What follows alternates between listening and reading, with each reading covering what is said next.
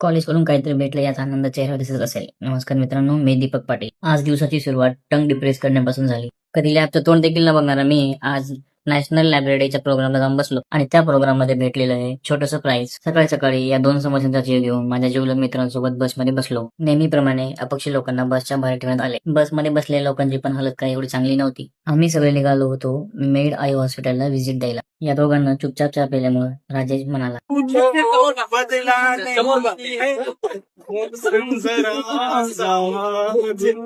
अशा लहान लेकरांची धमकी ऐकण्यापेक्षा तुम्ही महेशचं मोटिवेशन ऐका. रस्ता सोडण्याच्या चक्कर मध्ये आपली वाट चुकलेली आहे. त्यासाठी आम्ही रिव्हर्स घेऊन परत वापस जात आहोत. जीवनात कधीच कोणाला घाबरायचं नाही. मलाच बघा कसं वाघाच्या अंगावर टाकून बसलोय.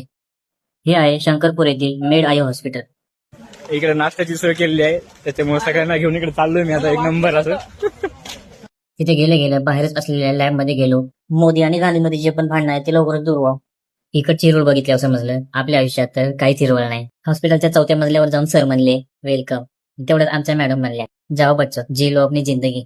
मग आली हॉस्पिटल फिरण्याची बारी. तसं हॉस्पिटल एक नंबर होतं. इथला कॉरिडॉर, इथल्या रूम्स आणि इथल्या भिंती या सगळ्यांमध्ये आयुर्वेदिक टच होता. प्रत्येक रूम ही वात पित्तक या आयुर्वेदिक त्रिदोषांच्या थीमवर डिझाईन केलेली होती. यांचं पंचकर्म सेंटर देखील भारी होतं. इतना नॉलेज लेने के बाद सोचा थोडा डान्स कर लो. साठ्या आडनाव असणाऱ्या सचिननं वाघासारखी तरकारी फोडली आणि आपल्या आडनावासारखाच गोड हसणारा हा साखरे. मग शेवटी इथे असलेल्या ओपीडी आणि फार्मसी पाहिली. ओव्हरऑल हॉस्पिटल हे चांगलंच होतं, पण बेस्ट जागा म्हणजे ही मेडिटेशन रूम. समोर कोणीच नाही हे समजताच मी माईक हातामध्ये घेतलं. भेटूया पुढच्या व्हिडिओमध्ये. बाय.